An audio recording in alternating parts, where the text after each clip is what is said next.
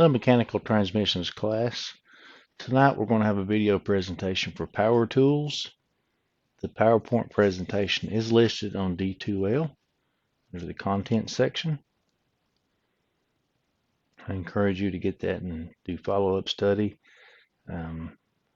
besides just viewing this video.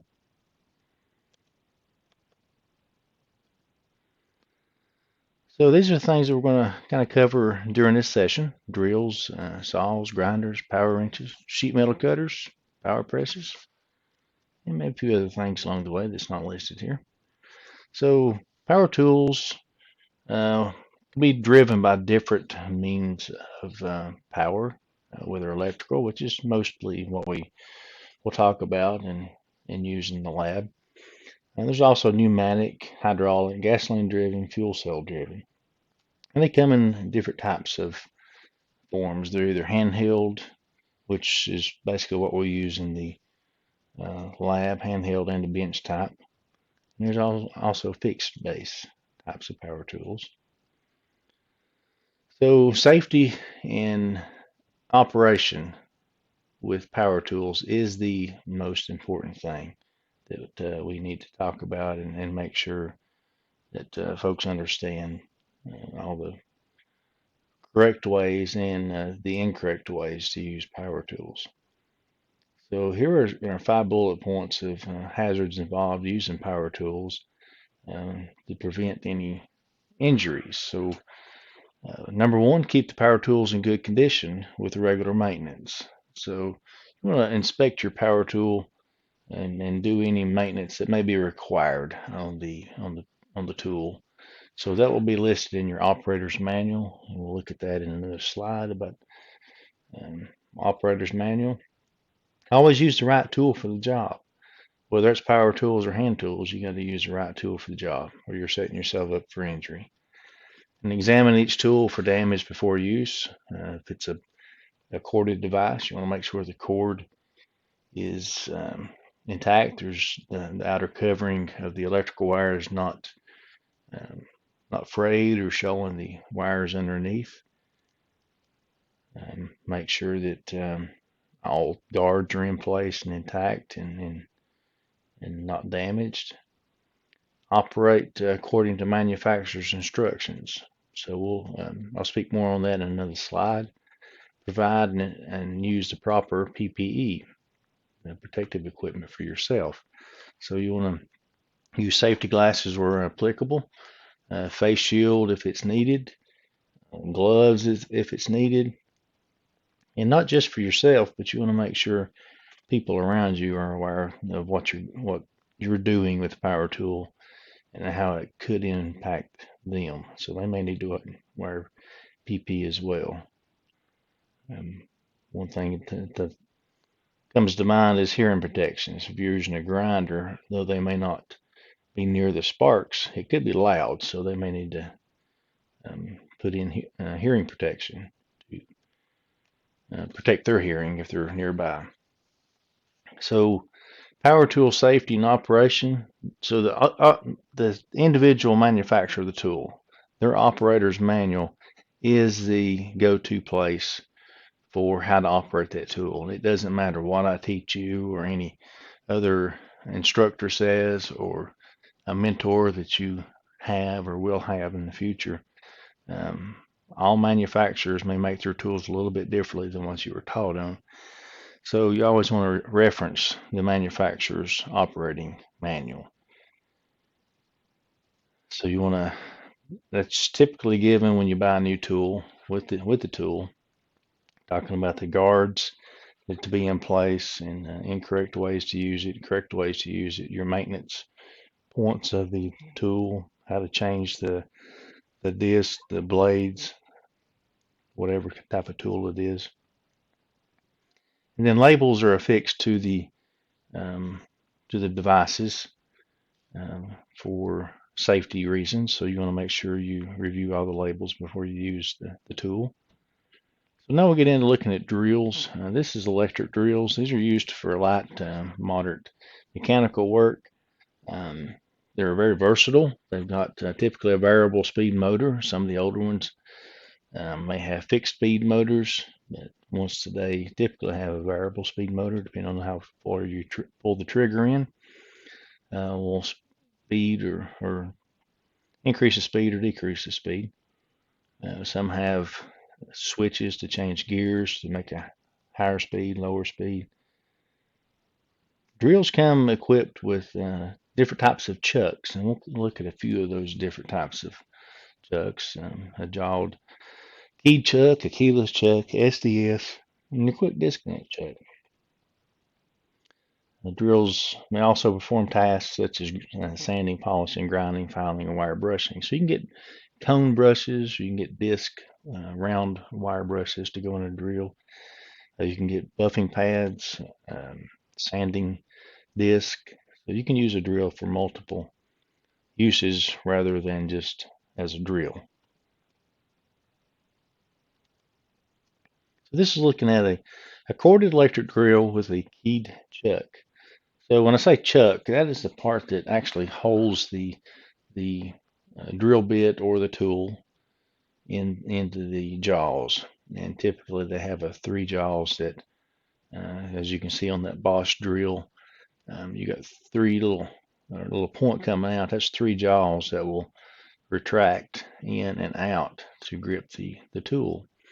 So you for this type, you spin the round part that has the serrated edge or looks like a ring gear. As you turn that, that'll open the jaws to allow you to put the tool in. So to use this type, you need a chuck key, and it's the thing pictured there in the middle. The chuck key goes into the hole of the chuck, and then the chuck key has like a pinion gear. It connects into the ring gear, and it turns and opens and then tightens against the tool that you put in. Picture down the bottom left kind of shows the chuck key inserted in to the chuck itself. And you turn it to tighten it down. So we'll have keyless chucks, which are operated just by hand and then the power of the tool itself. So the Bosch tool shown to the left, you would grip the black part of the chuck with one hand, and then with your other hand you would squeeze the trigger. To open it up, you'd have the drill going in reverse, which would be counterclockwise fashion, and then that will open the jaws of the chuck, and then you can insert your drill bit in, turn it to the forward position to make it go clockwise, hold the black part of the chuck, which is actually the handle of that, and grip it until it tightens up and spins in your hand. And then it gives you a good firm grip onto the drill bit or tool that you insert. So we have cordless drills now. Probably more common to use these today than the drilled or the corded 110 volt, 120 volt drills. These are very versatile. Batteries interchanged between many different types of tools. So most of these come with keyless chucks. So you have a hammer drill. These type of drill are used to drill into concrete, into stone, cement, block, or brick. And they have to use a certain type of bit to go into those. And it's a carbide tip masonry bit. And we'll look at those in a couple more slides about how to identify those and what they're used for. So the hammer drill itself, actually, it turns in a rotating fashion just like a regular drill, but it's got an impactor inside that actually it's kind of like a hammer as you using it against a chisel, but this is kind of going against the drill bit as the drill bit spins. There's an internal mechanism that like hammers against the drill bit. So it's forcing it and driving it into the concrete.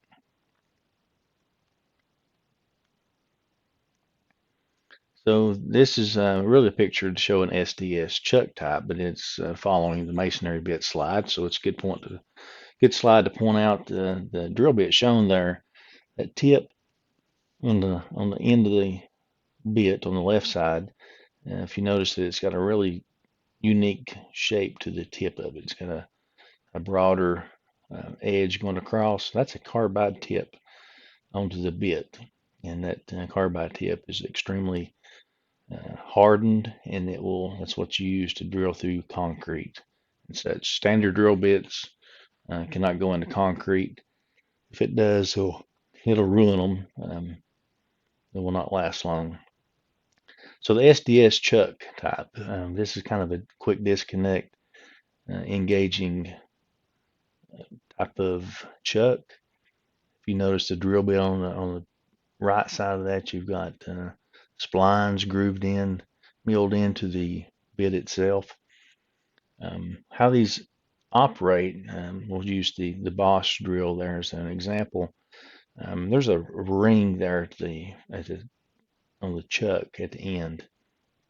Of course, you put the drill bit into the hole there on the end, and you grip that black ring, and it's kind of hard to identify from the picture here, but there's a black ring there. You pull forward to open up the internal locking mechanism.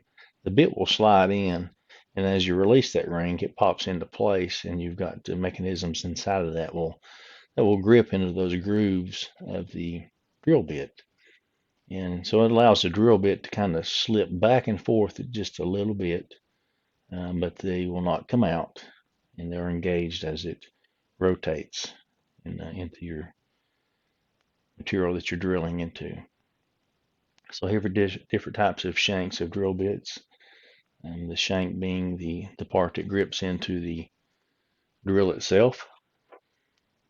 So the standard drill bit on the top left is a straight shank. It's just a straight, it's the diameter of the straight shank is the diameter of the entire drill bit. So if you use a 1/4 inch drill bit, the shank will be 1/4 inch. If you use a 1/2 inch, the shank will be 1/2 inch.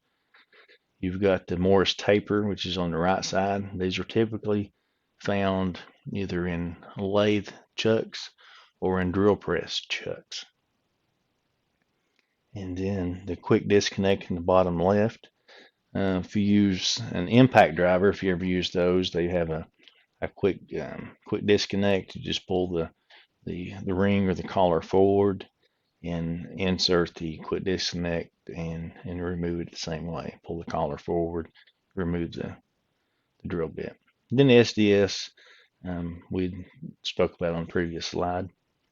It's in the bottom right picture.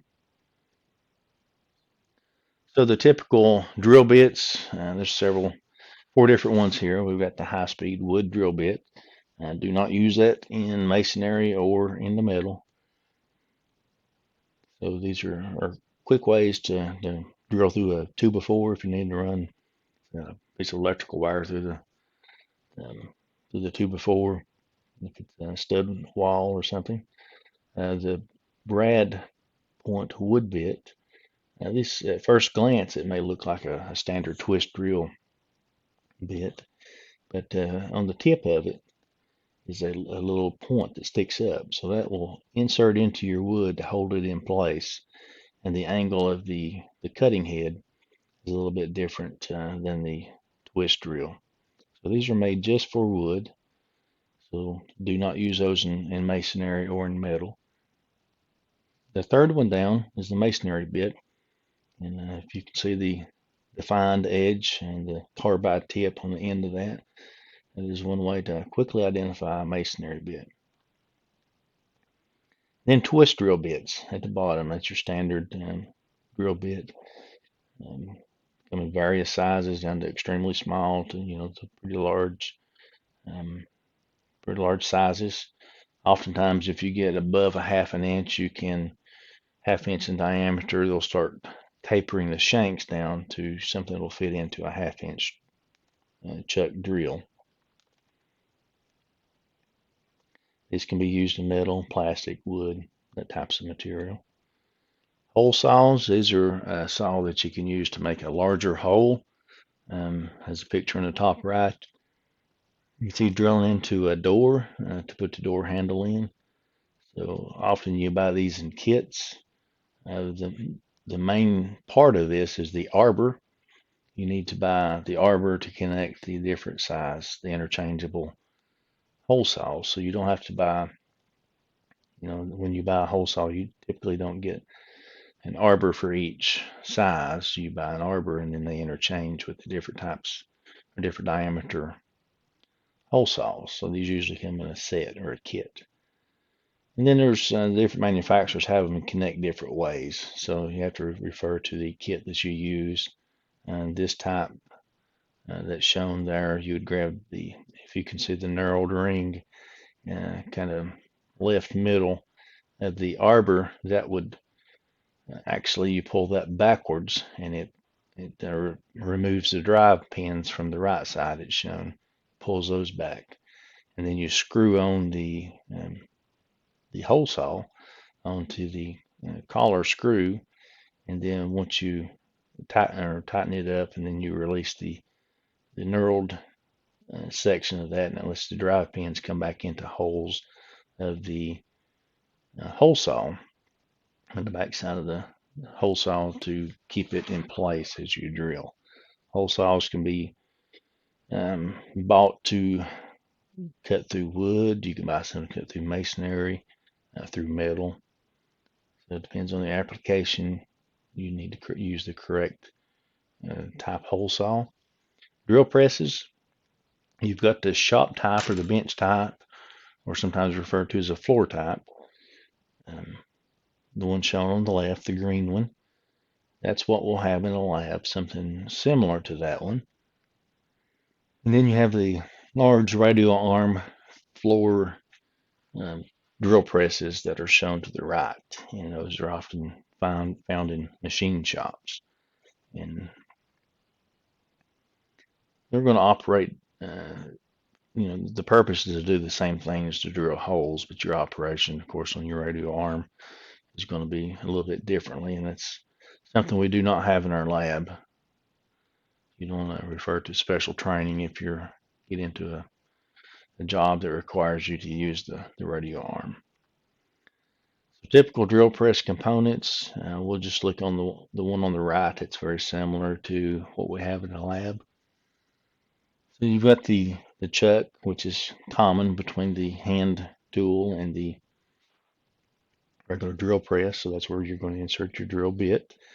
And it is connected to the spindle, which is up and connected to the motor. It's and the motor's on the back side, and this one may be driven by a belt underneath the guard that's on top. You have your on-off switches on this one on the front. The ones we have in the lab are also on the front, the on-off switch, but it's a twist dial. So it's a different manufacturer. One of the most common things across all manufacturers is your handle to raise and lower the spindle, which is going to in turn raise and lower the chuck and the drill bit. It's the three-handled part off to the right of the drill press. You turn that in a counterclockwise fashion is going to lower the spindle, and as you drill into your part. The table that's at the metal table there, this one has a handle on the back side that you can use to unlock the table position, and then use a handle to raise and lower the table to the height that you need it, and then lock it back down into place. And if you can see hanging down from that underneath the handle where you raise and lower, the chuck keys hanging by a chain. That's common place for a chuck to be mounted to a drill press. One thing you want to make sure is that you remove the chuck key from the chuck before you turn the drill press on, because the chuck could fly out and hit somebody nearby, and also wrap the chain around and snap the chain. So that's a safety point you need to look out for. So for drill presses, we have vices that either can be bolted on or just laying on the table itself. The ones we have in our lab, they're capable of being bolted on, but they're not bolted on, and it's safe to use them if they're not bolted on. Now that way you can kind of spin them around and get them lined up where you need. You can remove them more quickly if you don't need the vise. One thing I always mention to students, I learned early in my career, and I've seen where it could save somebody an injury or some pain, is when you get your piece locked down into your vise, spin the vise all the way around against the mast that's in the back, the big round objects in the bottom left picture. Of course, that one is bolted on, and you wouldn't have to do that. But if it's not bolted on, turn your vise all the way around, because if you're using a larger drill bit into the whatever you're drilling into, the piece of metal that's clamped into the vise, if that drill bit got caught inside the metal and something's going to give. So if the drill bit's going to break, it's going to spin your vise around. So one of the protective things you can do for yourself is go ahead and spin the vise all the way around to a stopped position. So that way if something gets caught, it's going to either bog the motor down or it's going to break the drill bit. And you've got PPE on to protect you from doing that. That handle sticking out in front, in the position you can see the vise now, that handle sticking out, if that spun around, that can catch you in certain areas of the body that would be extremely painful. So you want to spin that around and prevent that handle from spinning, in case the drill bit locks. I can talk about that in the lab if it doesn't make sense in the picture. So the saws, we're going to look at a few different types of saws here.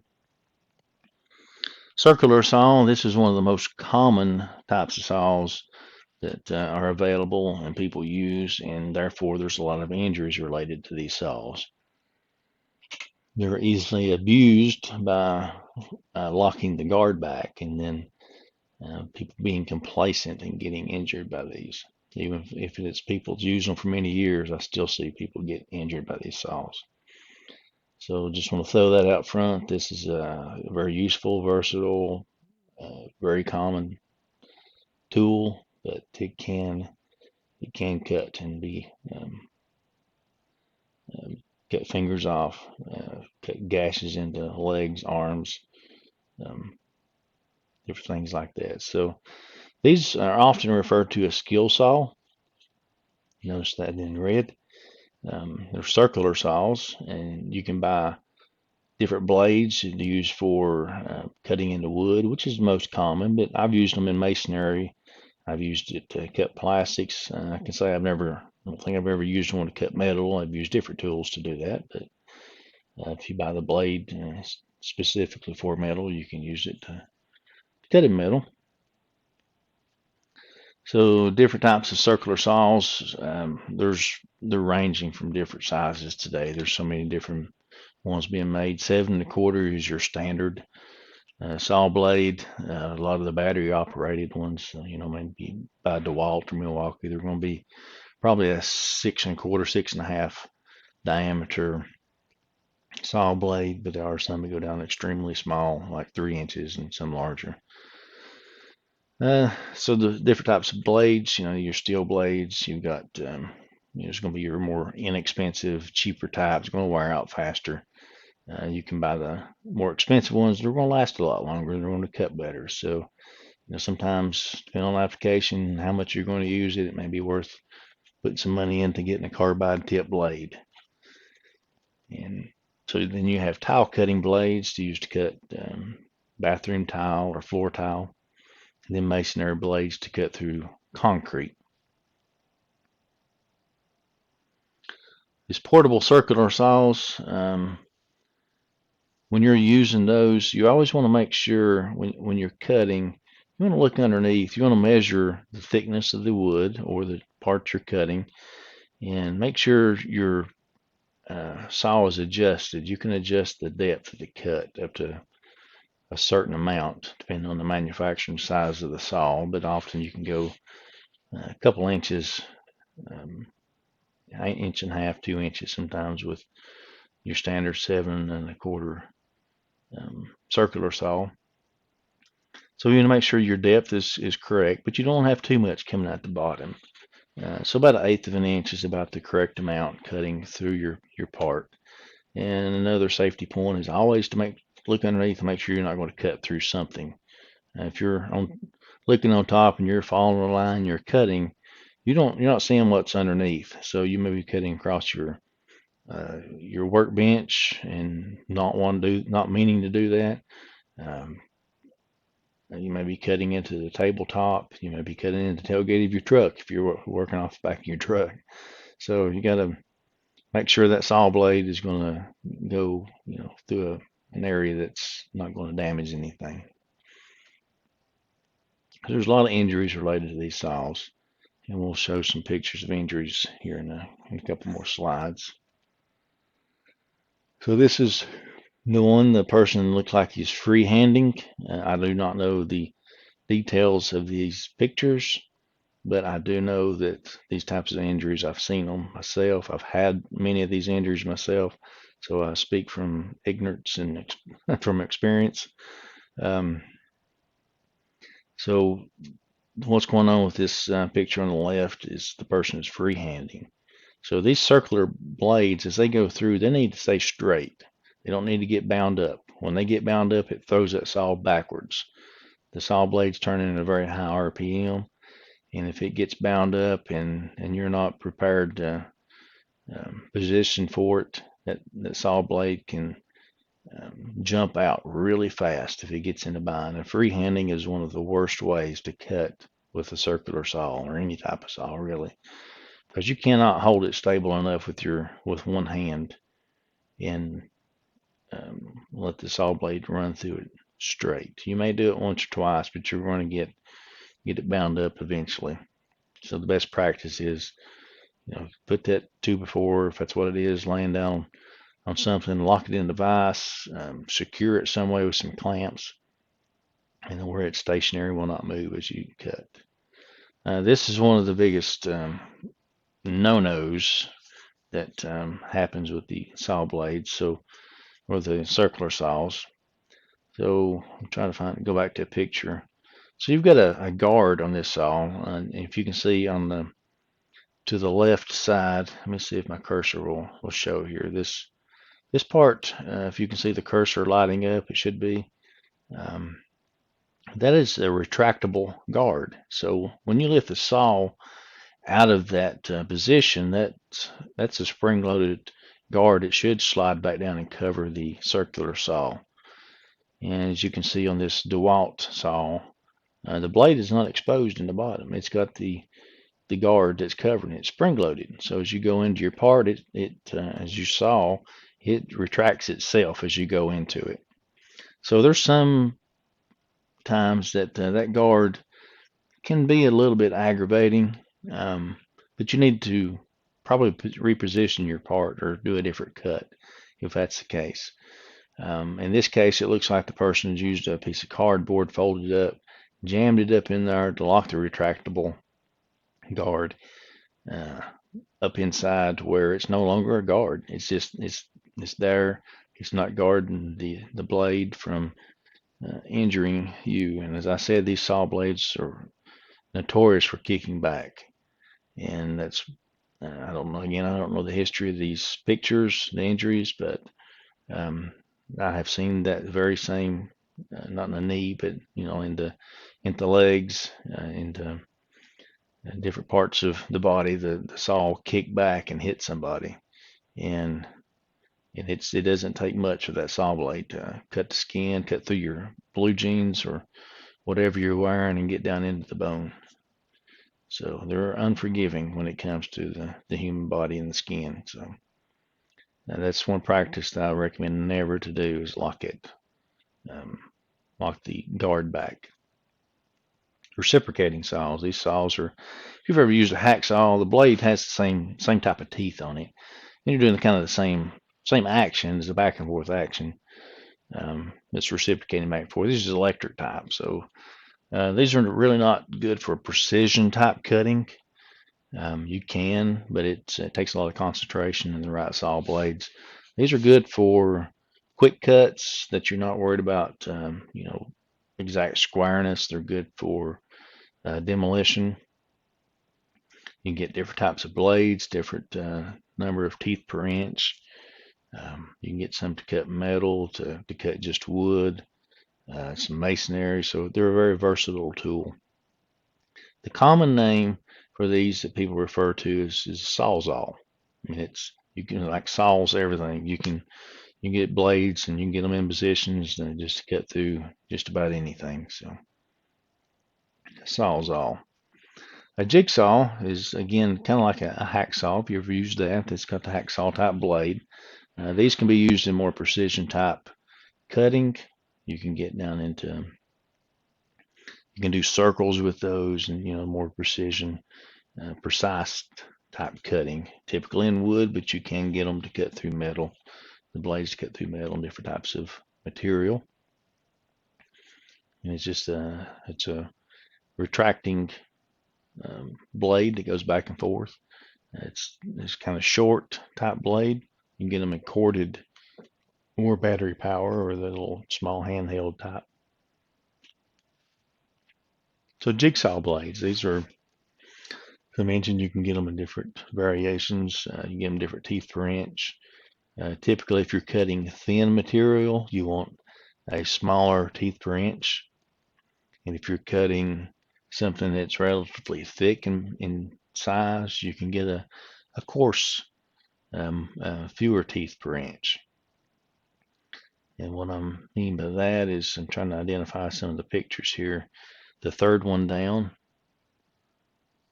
if I can get here, if you take, it's teeth per inch. So if you take a ruler and lay down within an inch, right here, this looks like it has a 6T on the blade. So that means it'll be 6 teeth per inch.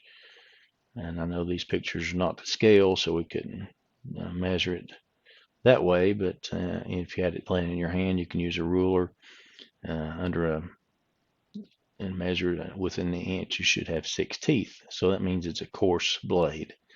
If you look down at the,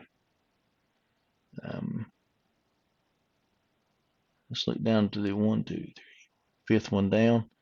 That's got to 18. So this, if you use a ruler, you can measure 18 teeth per inch, and you can see that they're a lot closer together. So this would be considered a fine tooth saw blade. So you can cut material that is thinner. And the idea is you don't want to cut thin material with a coarse blade, because your material will get stuck in between the teeth. So you want your teeth in contact with the material. You don't want your material to get stuck in between the teeth. So portable bandsaws, these are often used just to cut pipe. That's what they're designed for, and they have different size throats, different widths to accept different size pipe, a deeper throat to accommodate larger pipe. This is a very handy tool to have. I've got one myself in my house. I don't use it often. Don't do a lot of pipe work, but when I need to cut some pipe, it's extremely handy, and it's very accurate in the way it cuts. And the saw blade on it is just like a continuous hacksaw blade. So the blade would go, as it's showing here, the blade is open here, but it's circling around the wheels and the drive motor and the driven spindle. This black part where the red arrow is pointing to, that's your stop. So the saw blade in this fashion, as we're looking, it's open part, it's going to be going to the right, so it's going to be pulling the pipe back into that. So that's what's going to hold it steady as you cut down through the pipe. Bandsaws, the one on the left is a horizontal type bandsaw, typically found in large machine shops. What we have in our lab is the vertical style bandsaw, and this particular one shown here is a smaller one, typically used to cut wood. You can use like a scroll saw to do precise cuts. As you can see in the picture, the blade is relatively thin, so you can make circles inside your wood if you want to make patterns in it. So that blade is a continuous blade that goes around, and you have lights mounted on it. You can adjust your speed on those. Your tabletop is movable. You have a guide or a stop that's adjustable here on the tabletop. Grinders, we have different types of grinders. You got a hand grinder, and then there's bench grinders. Bench grinders are often similar to the floor grinder. They're just a bench would be mounted on the bench, and then the floor is just on a pedestal, basically. We'll look at pictures of those coming up. Then pneumatic grinders that are driven by air. So here's some hand grinders. There's different sizes. You can get in the top left, you can get like a 4.5-inch disc. These are good for getting in tight spaces. They're lightweight tools, and you can get them in tight areas. The bigger one down the bottom, they're pretty hefty. You need I think they're a 7.5-inch disc on those. So they're more powerful and have more torque. They can use for larger type jobs. And you've got your smaller hand type grinders that you have your wheel flapper on, or a little grinding stone on the end. So speaking about safety for these, the picture on the left side, the person does not have a guard on the grinder. So the guard, for one thing, it keeps the sparks from coming back on you if you have it positioned correctly. Number two, it's going to protect if the grinder kicks back and throws back to you, similar like a circular saw, it's going to protect you from getting cut. And then in the cases where the grinding disc may break and throw parts out, sometimes they could explode. They just disintegrate, and the guard is there to protect you. So this picture is showing a person using a grinder without a guard, and the picture on the right side. Again, I don't know the details, but I have had injuries like this myself, where the grinders kick back. It can happen fast. So I'm speaking from experience. I've never had anything across the face, fortunately. Mine's been minor, but I can see that it can be a danger in that case. So always keep your guard on to the grinder. And these are bench type grinders. The only thing different between these and what we call a floor grinder is just a pedestal that they sit on, how they're mounted. So bench grinders typically have two stones, or you can have a wire brush on one side and a stone on another, or a polishing pad on one side and a wire brush on the other. You can have it set up however use that you want to have it. So you've got a guard, a tool rest that will that you can put your tool down on. The grinding top is the wheel's going to come back to you. You can see the animation on the picture at the top middle. So the grinding stone is kind of coming back towards you from the top. And what that's going to do is force your part that you're grinding, it's going to force it downward. So that's where you have your tool rest. And it's going to keep the part from flying out of your hand. You can rest the tool on that, and as you grind into it. So these tool rests need to be set no more than 1/8 of an inch gap between the tool rest and the grinding rock itself. The maximum 1/8 of an inch. One thing about these grinders, the bench top and the pedestal. One thing you want to do and keep in mind is those stones, they can break and they can explode. And as you can see the picture on the right, that one looks like it's in 4 pieces. So if you just walked up to the front of it and you didn't do a visual inspection of it, then you turn it on, those rocks are going to come flying out at you. So just one rule of thumb that I've always tried to teach people, I use it myself. When I start a a bench grinder like this up, I stand to the side. I'll flip that switch and get to the side until it gets up to full operating speed, and I'm certain that um, that it's safe to use. Um, then you can step back in front of it. But before you do that, you really need to do a visual inspection all around it to make sure everything looks good, and then flip the switch, stand to the side, let it get up to full speed, and then continue on. So if you change these, when you put a new grinding stone on, of course you can see it's bolted on, and but when you put that on, there's a way to tell if they're cracked or not. And if they are cracked, you certainly do not want to use them. And this is called a ring test. So that's what it's talking about there in the bullet point, and using that wooden handle. So if you're holding in your hand, you can use a wooden handle is good. You can also use screwdriver handle. What you want to do is tap it, and as you hold it in your hand, and it should have a ringing effect to it. And until you really do it, you'll probably never understand what I'm saying. But as you tap that thing, it should ring, have a ringing effect. If it has a dull thud sound, there's no ringing effect. That means there's a crack somewhere inside that stone, and you do not want to install that because they will explode. These type of grinders, they're made to grind on the front side only. Grind on the front, not on the side. So the side you're looking at here, do not try to grind on that. Always on the outer edge of the grinding rock. So this is showing how to set the tool rest. They make a little checker that you can put down in to adjust your tool rest up to 1/8 of an inch. You don't have to use that.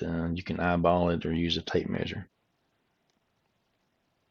This keeps if you get over 1/8 of an inch, the chances of that grinding rock pulling your tool or whatever you're grinding, your piece you're grinding, down inside of that and taking it out of your hands. So it's important to have the tool rest set correctly. This is the only slide that I've got on here about hydraulic power wrenches. It's not anything we're going to have in the lab, and they're not extremely common unless you're doing the type of industrial work that would require them. And they're hydraulic driven, means there's an oil pump driving the torque of these, and they're extremely high torque. And how these operate is, they got the hydraulic lines going into it. If you can see the one on the bottom right, you've got the inlet and outlet and hydraulic lines, and they're pushing against the turning mechanism, which is connected to the bolt or the nut head, connected to the nut. As it turns the nut, it dogs itself off as it turns, and it locks itself off to a adjacent nut, and then it tightens down that one. You can see the one up in the top picture in the middle. It's got an arm coming down with this yellow, possibly a yellow rubber stopper on it. So as you tighten it down, it turns and it dogs itself off there, and that's where it gets its leverage to do the torquing. So arbor presses, they come in a mechanical, fully mechanical, and then some it's hydro mechanical, and then there's some it's completely electrical driven. It's a hydraulic motor, or I'm sorry, electrical motor driving the pump. So there's no mechanical action needed. So the one on the left, what this is used for is the pressing bearings on the shafts for different types. You can press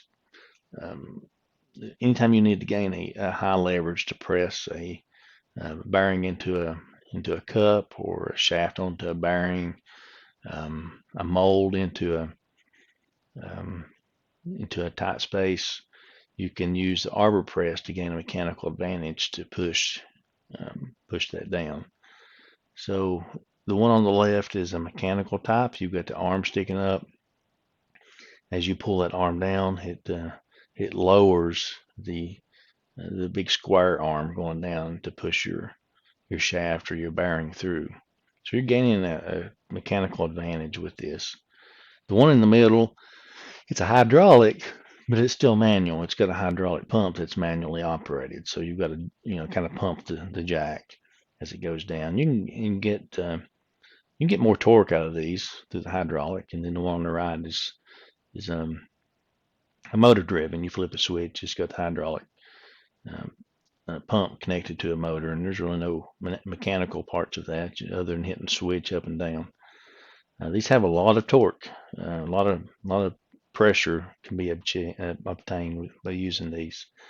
One safety note I'll throw out about the mechanical arbor presses. This one pictured here is relatively small. The one we have in our shop in our lab is relatively small. Some shops I've worked in before, we've had some really large arbor presses that were manual. And the one that I remember an incident happening with a coworker. I think the arm on it, best I can remember, is 4 or 5 feet long. So it's enough to reach up and pull straight down on you. So what he was doing, we had to press some molds into a block, and it was really tight going into. So he was pulling down on it to the point he's actually picking himself up, and he was kind of bouncing his weight up and down onto the bar. Well, the part gave way, and it went in, and as he went down, that handle came down and cracked him on top of the head. So that was a learning lesson. I mean, it hurt him really bad, and he put him down to the floor.